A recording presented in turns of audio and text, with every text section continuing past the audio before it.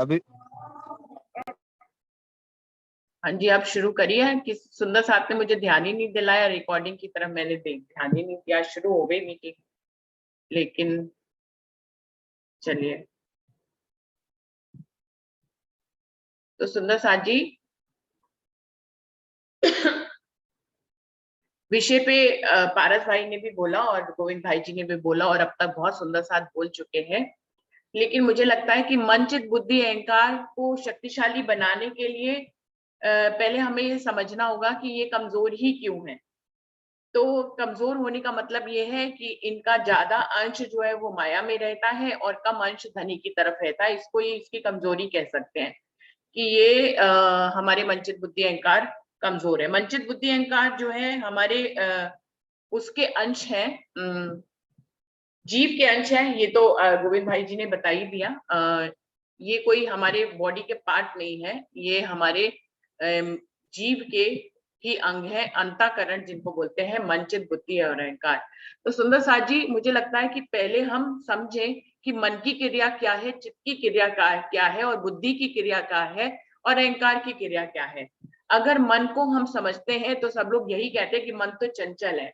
मन क्या करता है, वो कोई भी विचार हमें देता है।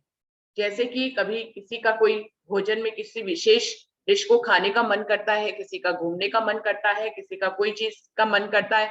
हम क्या कहते हैं, ऐसे टॉपिक भी आते हैं कि हमारा मन राज्य में नहीं लगता है, हमारा मन माया में लग जाता है। तो मन क्या है, मन जो है विचार उत्पन्न करता है, और बुद्धि जो है वो उसका विश्लेषण करती है। कोई भी विचार आया, मान लीजिए कि मैं भोजन कर लूं, ये ऐसा विचार आया, तो बुद्धि ने इसका क्या है, विश्लेषण किया कि भोजन करने का विचार आ रहा है। बुद्धि ने उसको सोच लिया, समझ लिया।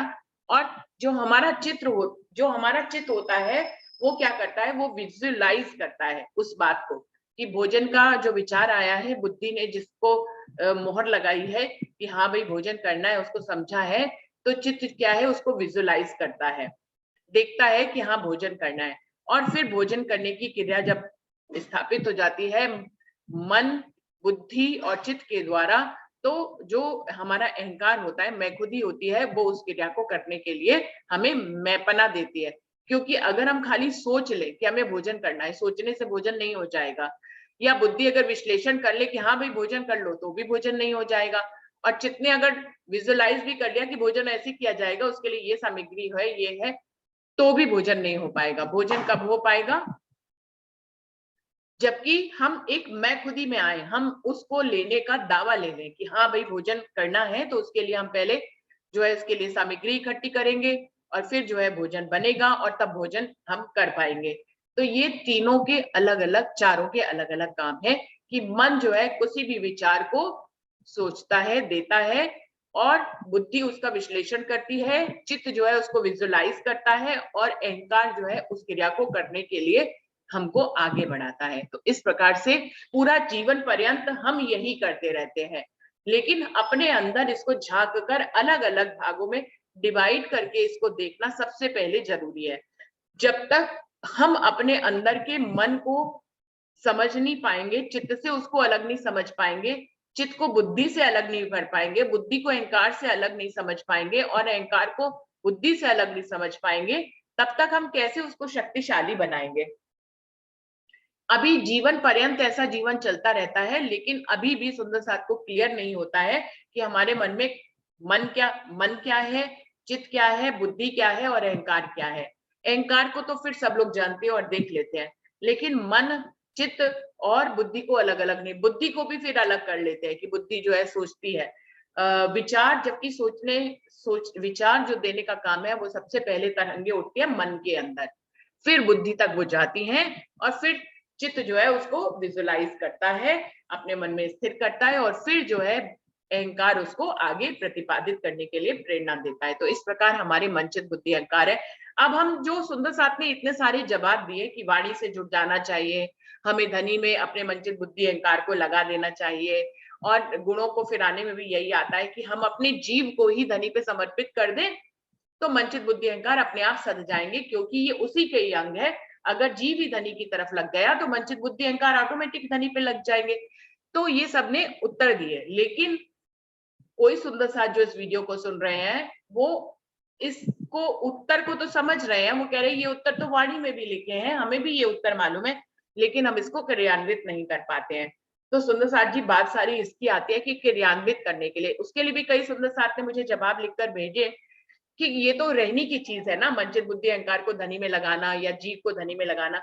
तो ये जवाब तो वाणी में भी लिखे हैं, और इसको क्रियान्वित करने के लिए जो भी सुंदर साथ इनको शक्तिशाली बनाना चाहता है तो उसको खुद से ही ये रहनी करनी पड़ेगी कि वो मंचित बुद्धि अहंकार को धनी पे लगाए, अपने जीव को धनी पे लगाए। ये रहनी की बात है, ये क्रियान्वित क्रिया करने की बात है, और इसको जब क्रियान्वित करेंगे तो फिर वो लग जाएंगे। खाली ये सोचने से कि कोई सोल्यूशन मिल गया, लेकिन उस सोल्यूशन को जान लेने से कुछ नहीं होता है, उस सोल्यूशन को करने से ही सब कुछ होता है।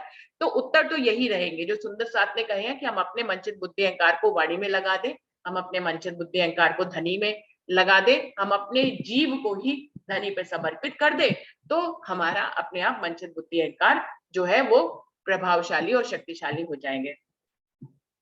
तो सुंदर साथ जी, जीव क्या है? जीव चेतन तत्व है हमारे अंदर, जो विष्णु का जीव आता है उसी के ही ये अंग है। और जीव जब किसी भी पंच भौतिक तन को धारण करता है तो हम दिखाई देने लगते हैं। जीव दिखाई नहीं देता है, बहुत छोटा होता है, लेकिन जब वो जीव किसी भी पांच तत्व के शरीर में प्रवेश करता है तो वो वही कहलाने लग जाता है। जो उस तन का नाम होता है, जीव का कोई नाम नहीं होता है, लेकिन जिस तन का नाम होता है तो हम कहने लग जाते हैं कि हम हैं। जैसे मैं कहती हूँ मैं रुचि हूँ, तो मेरे अंदर जो जीव है, जीव का कोई नाम नहीं है, लेकिन तन का नाम रुचि है, तो वो हम कह देते हैं कि हम रुचि है। अब ये जो जीव जिस पांच तत्व के शरीर के अंदर विराजमान होता है अपने मंचित बुद्धि अहंकार के साथ, उसी के ऊपर आत्मा की नजर पड़ी हुई है जो दृष्टा बनकर जीव को देख रही है। तब जब कभी भी हम आंख बंद करते हैं तो हम मंचित बुद्धि अहंकार से जब थोड़ा सा आगे निकलते हैं तो फिर हमें कोई अपने आप को देखता हुआ महसूस करते हैं कि कोई हमें देख रहा है। जब हम उस दृष्टा भाव को महसूस कर लेते हैं तो हम अपनी आत्म को पहचान लेते हैं। पहचानने से मतलब है कि हम अपने आत्म भाव को, जो आत्म की नजर आई है, जो इस जीव को देख रही है, उसको हम महसूस कर लेते हैं। और उसी आत्म के साथ जो है वो परात्म जुड़ी हुई है। और परात्म कौन है? राज्य का ही अंश है, और आत्म भी राज्य का अंश है। तो सुंदर साथ जी, शक्तिशाली कब बनेगा? जब हमारा जीव जो है माया से हटकर आत्म स्वरूप हो जाएगा, परात्म स्वरूप में जाएगा। तो क्योंकि धनी से कनेक्शन, जो बात सारी आती है कि कनेक्शन कैसे किया जाए, उत्तर तो मिल गया कि हमें धनी में अपने मंचित बुद्धि अहंकार को लगाना है, लेकिन हम इसको क्रियान्वित नहीं कर पा रहे हैं।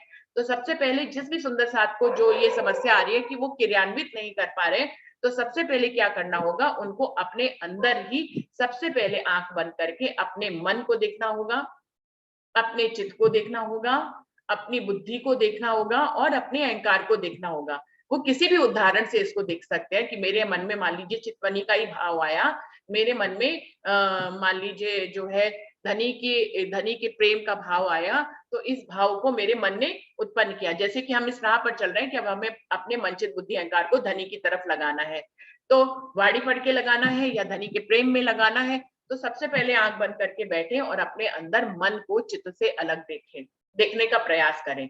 तो जो आपके अंदर धनी के प्रति प्रेम के भाव उत्पन्न हो रहे हैं, वो आपका मन उत्पन्न कर रहा है। इसको अलग अलग अपने अंदर देखने की कोशिश करें, और देख लेंगे तो फिर हम इसको धनी में धनी में लगा पाएंगे। तो हमारे अंदर अगर धनी का प्रेम की लहरें विचार उत्पन्न हो रहे हैं, तो ये कौन कर रहा है? हमारा मन उत्पन्न कर रहा है। और हमारा बुद्धि जो है, यहाँ वाले दिमाग की बात नहीं कर रहे हैं, जो बुद्धि है वो उन विचारों को जो है आत्मसात कर रही है। उसकी लज्जत कब आएगी? जब बुद्धि उसको आत्मसात करने लग जाएगी, मोहर लगा देगी। जो विचार प्रेम के, धनी के प्रति प्रेम के जो विचार उत्पन्न हो रहे हैं, जो मन उत्पन्न कर रहा है, बुद्धि उन विचारों को आत्मसात कर रही है। और जो हमारा चित्त है वो उसको विजुलाइज कर रहा है। हम जो आंख बंद करके ऐसा अनुभव कर रहे हैं कि हम धनी से प्रेम कर रहे हैं, वो प्रेम का विचार मन उत्पन्न कर रहा है, बुद्धि उसको आत्मसात कर रही है। और जो चित्त लज्जत लेने के लिए उस विचार को जो है अपने अंदर विजुलाइज कर रहा है। हम आंख बंद करके देखते हैं ना कि अब हम पुखराज पहाड़ पे आ जा रहे हैं, अब हम मूल मिलावे की तरफ जा रहे हैं, अब हम जमुना जी की तरफ जा रहे हैं। तो ये जो विजुलाइज करते हैं, ये हमारा चित्त करता है। तो चित्त जो है वो उसको विजुलाइज कर लेता है।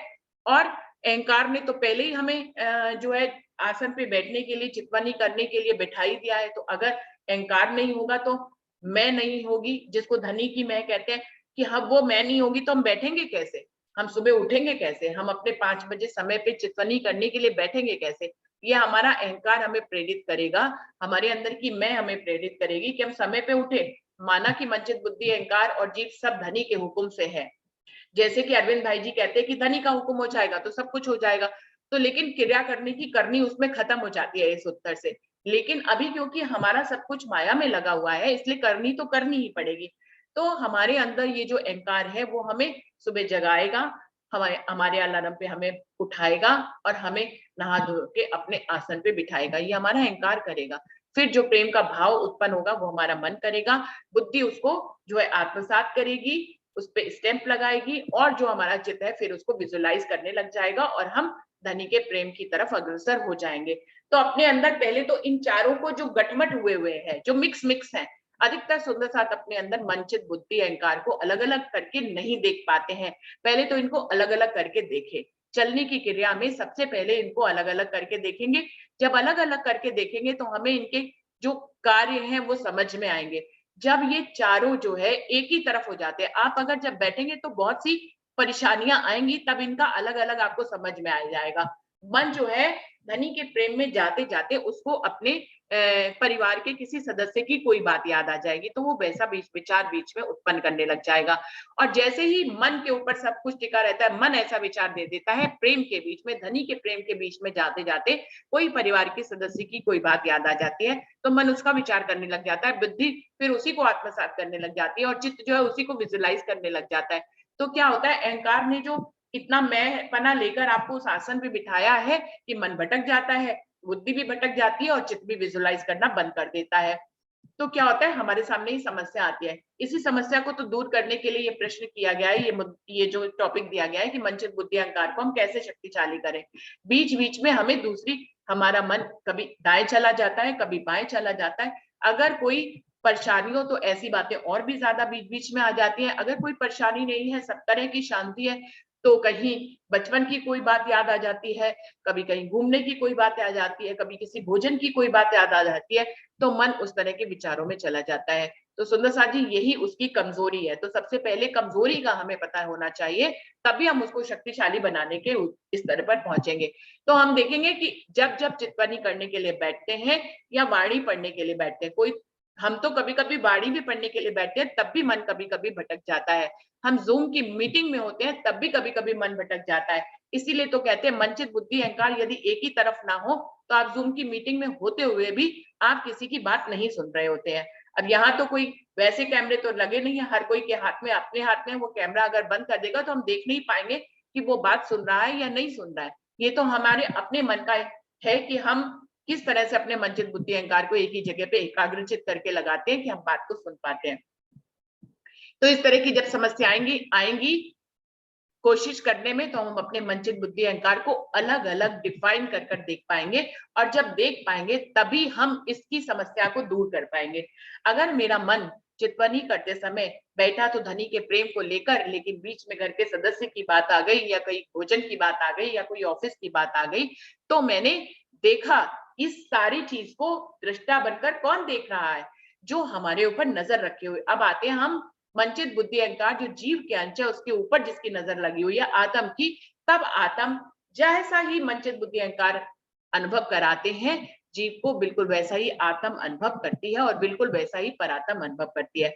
तो सुंदर साथ जी ये एक सिस्टम है, पर राज्य तक पहुंचने के लिए हमारे मन में जो एक के ऊपर एक है उनसे ही हमें कनेक्टेड होना पड़ेगा। तो हमारे अंदर जो दृष्टा भाव है वो आत्म स्वरूप है। वो आत्म तब इस बात को देखती है कि धनी के प्रेम की तरफ जाते जाते हमारा मन माया में चला गया, और तब जो है क्योंकि आत्म बैठी है, आत्म परात्म का अंश है और परात्म धनी का अंश है, तो हमारे अंदर इस चितवन में बैठने में परात्म की तरफ से भी एक बल आता है। क्योंकि जीव भले चाहे धनी का अंश हो या ना हो, लेकिन आत्म और परात्म जो जीव को देख रहे हैं वो तो धनी का अंश है और संगत का अंश तो होता ही है। दुनिया में हम जिसकी संगत करते हैं हम उसके जैसे हो जाते हैं।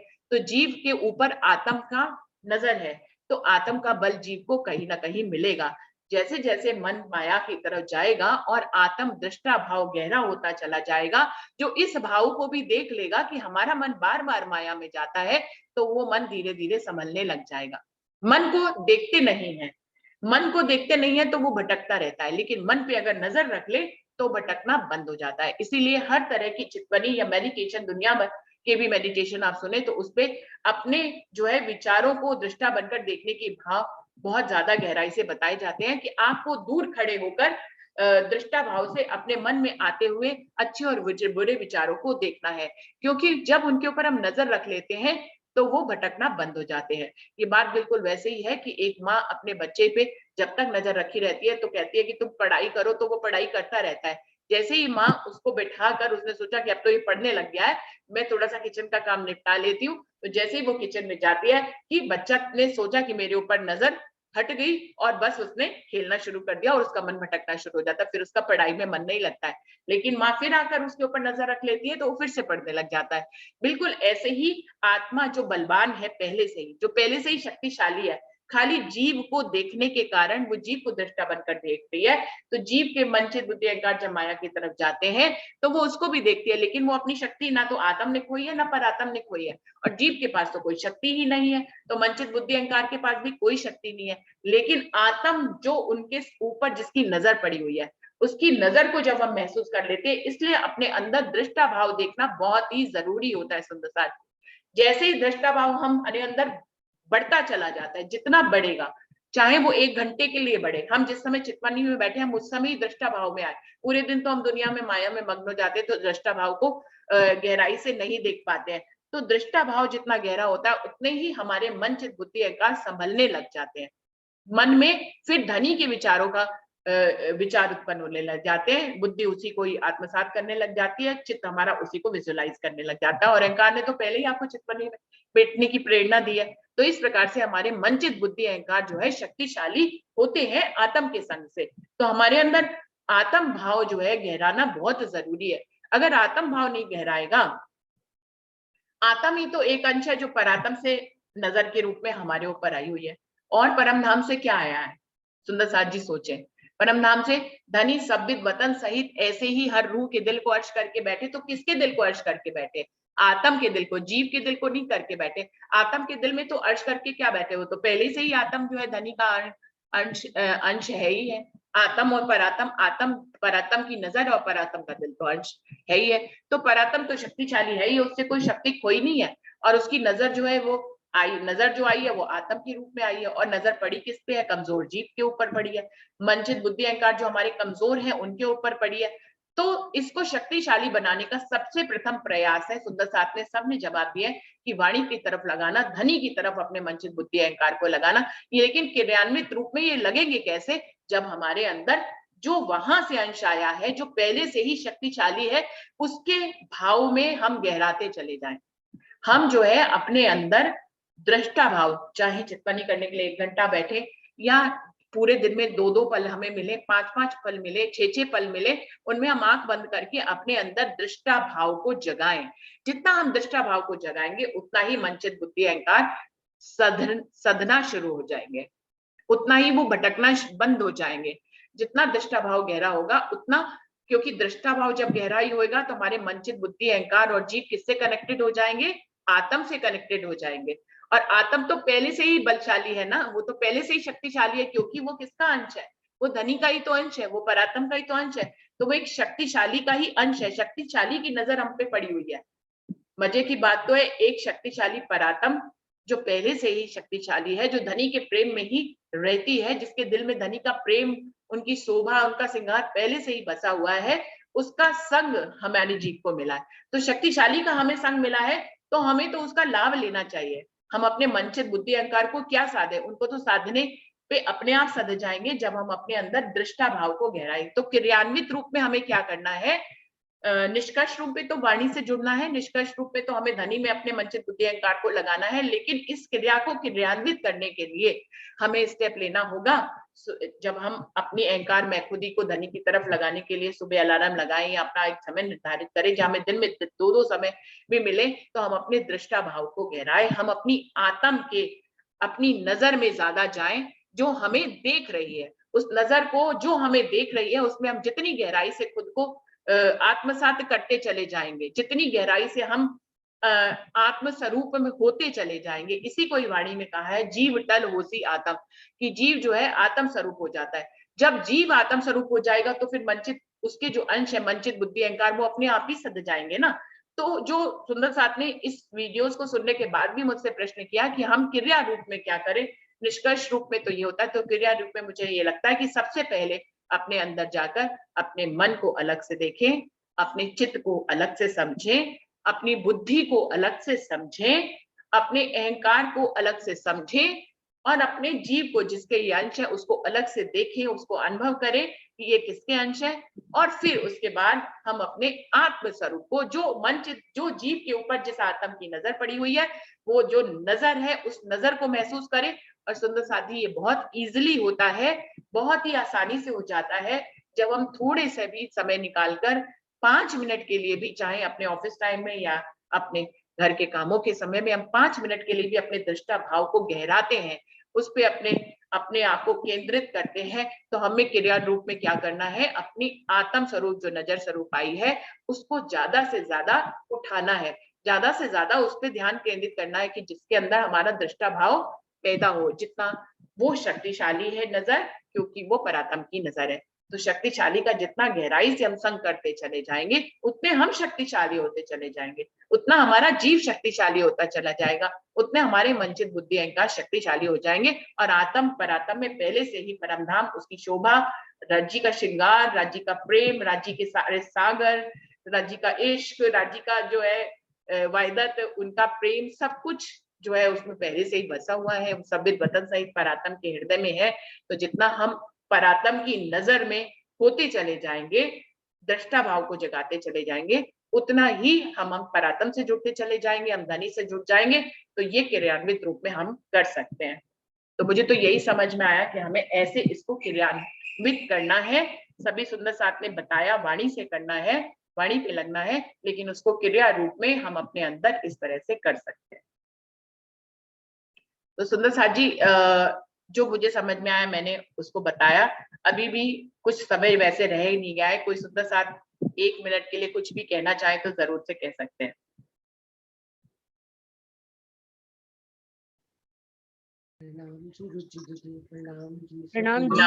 प्रणाम जी। दीदी, वैसे आपने बहुत अच्छे से सब कुछ समझा दिया है, लेकिन इसमें यही बात है ना कि करत करत अभ्यास से जड़मत होत सुजान। जब हम धीरे धीरे अभ्यास